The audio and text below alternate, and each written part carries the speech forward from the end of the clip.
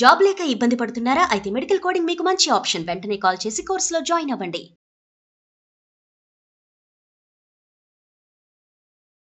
నమస్తే రమ్మగారు. నమస్తే చెయ్య. రమ్మగారు, ఏదన్నా ఒక 4-5 ఎపిసోడ్లు వచ్చేలాగా ఒక సిరీస్ స్టార్ట్ చేద్దామండి. చేద్దాం చెయ్య. విజయ విక్రముల కథ చెప్దాం. ఆ, విజయుడు విక్రముడు. ఓకే. ఇది నాకు పాత పుస్తకాల్లో దొరికింది చెయ్య. చాలా కొంచెం పాతదే బుక్.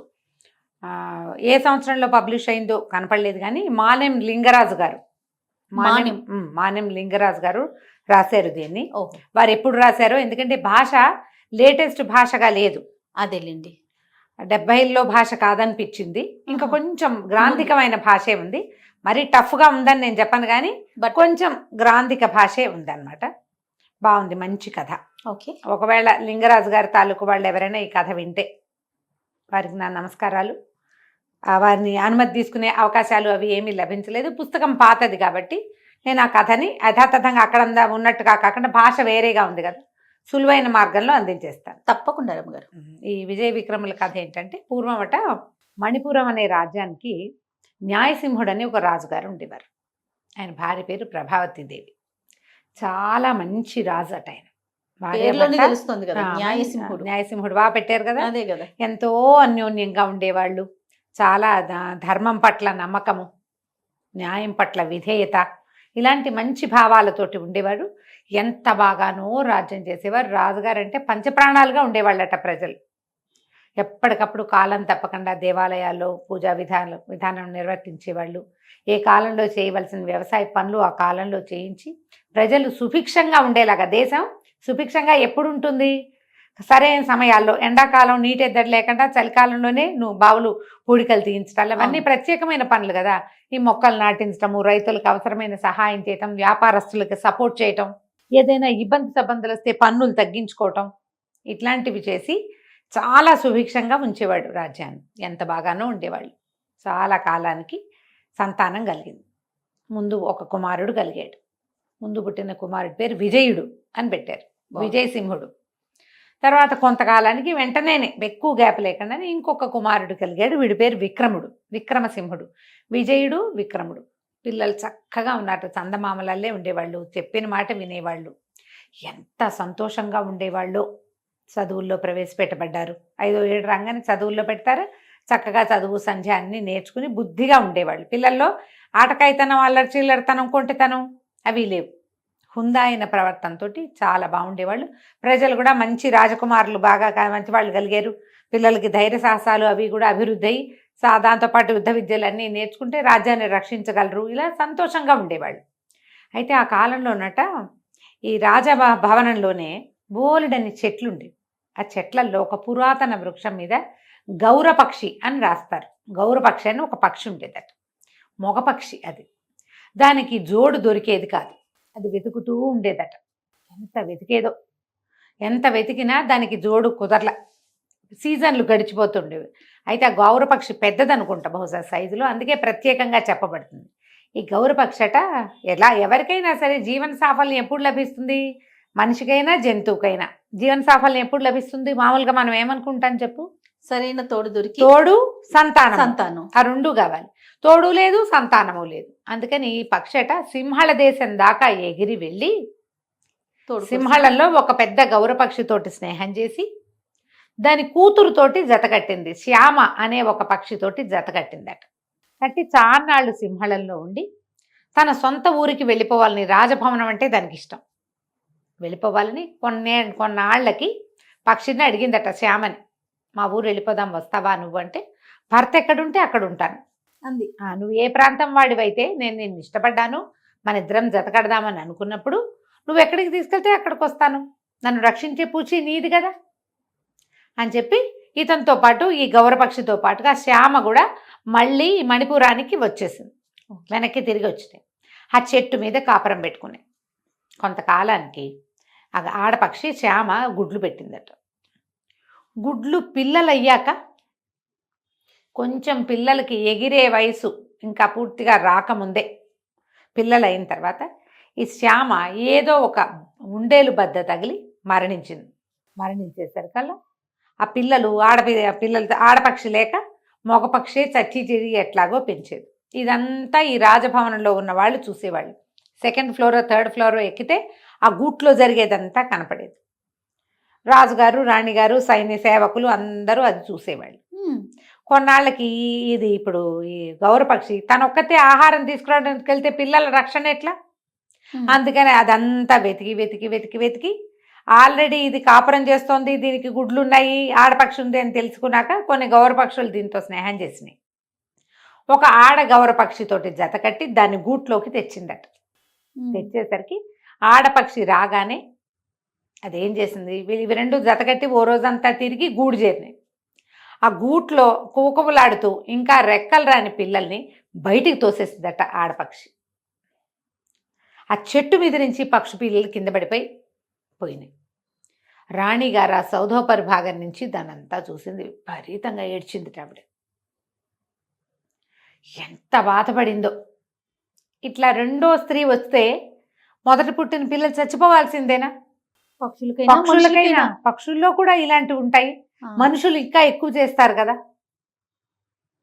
అది తిట్టి కొట్టి శాపనార్థాలు పెట్టి వాటిని బతికంతా కాల్చూ తినకుండా ఒక దెబ్బతో చంపేసింది. మరి మనుషులైతే చీల్చి చెండాడతారు కదా. సరే, ఆవిడ దుఃఖంతో ఉండి ఉండి ఆ రోజు రాత్రి రాజుగారు అంతఃపురానికి వచ్చినప్పుడు ఆవిడ వాళ్ళంతా శోకాలు పెట్టి, నేను గనక తప్పి తగిలి చనిపోతే పిల్లల్ని మీరే పెంచండి కానీ ఇంకొక వివాహం చేసుకోవద్దు ఓకే అని పదే పదే చెప్పిందట. ఆయన ఎందుకు నువ్వు చనిపోవడం గురించి మాట్లాడతావు, నీ ఆరోగ్యం శుభ్రంగా ఉంది, నీకేం కాదు, నేను అట్లా ఏం చేయను, అలాగే నేనేం పెళ్లి చేసుకోను, అయినా సరే నేను చచ్చిపోయాక నువ్వేం చేస్తావు, నేను చచ్చిపోయాక ఇంకో పెళ్లి చేసుకుంటావా అని అడుగుతారు ఆడాళ్ళకి చాలా మందికి ఉంటుంది. అవునండి, అవును. ఈవిడ ఒక పెద్ద విషయం చూసేసరికి ఇంకా ఎక్కువైపోతుంది. అయితే ఏమైంది, కానీ కొంతకాలానికి ఈ అసనిఘాతంలాగా తగిలిన ఆ సీను ఆవిడని లోపల లోపల గుండెల్లో తినేసింది. కొన్నాళ్ళకి హార్ట్ అటాక్ వచ్చి చనిపోయిందట ఆమె. అయ్యో, చనిపోయేసరికల్లా ఇప్పుడు ఏం చేస్తారు, ఇద్దరు అంతంత పిల్లలు 14 ఏసి 13 12 ఏళ్ళు ఉన్నాయి అంతే. కొంచెం విద్యలు నేర్చుకుంటున్న వయసుకు వచ్చారు. రాజుగారికి ఏం చేయాలో తెలియలే, అంతఃపురం బోసిపోయింది. పిల్లల ఆలనా పాలనా సేవకులు చూస్తారు, కానీ తన పక్కన కూర్చొని రోజు అర్చన చేయడానికి దేనికి స్త్రీ లేకపోతే ఎట్లా? బాగా ఆలోచించి ఇంకో రాజకుమార్తెని తెస్తే, రాజు కదా రాజకుమార్తెని తెస్తే ఏం సమస్యలు వస్తాయో, ఆవిడ పుట్టింటి వాళ్ళు వచ్చేస్తారు, ఆవిడ ఇది చూపిస్తుంది, ఆవిడ తాలూకు ఏమంటారు ఝంకారం ఆవిడ చూపిస్తుంది కదా, ఎవరి అహంకారాలు వాళ్ళు ప్రదర్శిస్తారు. అందుకని చిన్నింటి నుంచి తెచ్చుకుంటే లోబడి ఉంటుంది అమ్మాయిని. ఇది ఒక తెలివి తక్కువ ఆలోచించి పురోహితులకి వాళ్ళకి చెప్పారు, కులానికి వంశానికి తగ్గకుండా, కులం అనకూడదు, వంశానికి తగ్గకుండా మంచి వంశంలో జన్మించిన అమ్మాయిని ఎవరినైనా పేదింటి పిల్లని ఒకదాన్ని పట్టుకునండి పెళ్లి చేసుకోవటానికి. ఇది మంచి ఆలోచన చెడ్డ ఆలోచన రమ్మగారు? అంటే కరెక్టేనంటారా? చాలా మంది ఇప్పుడు కూడా మనం చూస్తూ ఉంటాం, కొంచెం ఉన్నతమైన కుటుంబాల్లో ఉన్నవారు మా కుటుంబ సభ్యులను బాగా చూసుకోవాలి, తల్లిదండ్రులను బాగా చూసుకోవాలి, మంచి చెడు చూసుకుంటే చాలు, కొంచెం పేదింటి పిల్ల అయినా పర్వాలేదు, అలా ఉండదు అనే ఆలోచన. ఇప్పుడు బాగా చూసుకోవటం అనేది గుణాన్ని బట్టి ఉంటుంది, కానీ వాళ్ళు డబ్బులు ఉన్న వాళ్ళ పేదవాళ్ళ అని ఉండదు చేయ. కానీ వింటామా? పాతకాలంలో అలానే వాళ్ళు పేదింటి పిల్ల, కూటికి పేద కానీ గుణానికి పేద కాదు, ఇలాంటి డైలాగులు ఉండేవి అప్పట్లో. ఇప్పుడైతే అట్లా ఏమీ లేదు. ఇప్పుడు తూచే రైట్ తూచే. ఏ ఇంట్లో వాళ్ళైనా చిన్నింటి వాళ్ళైనా సరే గుణం చూసే గుణం లేకపోతే, మంచిగా ఉండే గుణం లేకపోతే పెద్దవాళ్ళు లేదు చిన్నవాళ్ళు లేదు, ఇలాంటి గుణాలు ఎవరి దగ్గరైనా ఉంటాయి, దుర్గుణాలు. దానికి పెద్ద చిన్న తేడా లేదు. వెతికి వెతికి వెతికి ఒక మహాద్భుత సౌందర్య రాశిగా ఉన్నటువంటి ఒక 16-17 ఏళ్ల అమ్మాయిని పట్టుకొచ్చారు. పిల్ల పేరు రత్నమాల, చక్కటిది. ఇంత అందంగా ఉండేసరికి రాజుగారు అమ్మాయి సౌందర్యానికి లోపడ్డాడు. ఆయనకు 40 వచ్చినాయి. మహాద్భుత సౌందర్య రాశి, చిన్నపిల్ల, యాక్టివ్గా చురుగ్గా ఏమిటో అదిగా ఇదిగా ఉండేసరికల్లా సహజంగా పడిపోతారు మగవాళ్ళు. అదే కదా. దాంతో ఈయన భార్య ప్రేమికుడైపోయాడు. ఆ అమ్మాయి వచ్చిన దగ్గర నుంచి ఈ మగపిల్లలిద్దరిని చూస్తే కళ్ళలో నిప్పులు పోసుకున్నట్టు ఉండేది దానికి. ఎందుకంటే ఇప్పుడు రాజుగారు తనంటే ఇంత వలపించుకుని ఉంటున్నప్పుడు నా పిల్లలకి రావాలి రాజ్యం, వీళ్ళకి వెళ్ళిపోతుంది. ఫస్ట్ భార్య ఏదైతే ఊహించిందో అదే జరిగింది. ఆ పిల్లల మొహాలు గిట్టేవి కాదు ఆవిడకి, విషపు చూపులే ఎప్పుడు వాళ్ళ మీద. అయితే ఏమైందట, ఒకనాడు ఈ మగపిల్లలిద్దరూ బాల్ ఆడుకుంటారట అంతఃపురం కింద బయట. ఉమ్. మరి చాలా పెద్ద పిల్లలు అయిపోలేదు కాబట్టి వాళ్ళ గదులు కూడా అంతఃపురంలోనే ఉన్నాయి. ఈవిడ ఒక పక్కన ఉంది. ఈ పై భాగంలో ఒక పెద్ద నీళ్ల కొలం లాంటిది ఏదో ఏర్పరిచారు. ఆవిడ అక్కడ స్నానం చేస్తుంది. ఈ కింద నుంచి ఈ పిల్లలు తన్నిన బంతి పైకి ఎగురొచ్చి నీళ్ళలో ఆ నీళ్ళలో ఉన్న ఆవిడ మీద గుండెల మీద తగిలింది. తగిలేసరికల్లా ఆవిడ పిచ్చి ఉద్రేకం, అమిత కోపం వచ్చినాయి ఆవిడకి, అమ్మాయికి. ఇక ఎట్లాగైనా సరే వీళ్ళని తీసేసేయాలి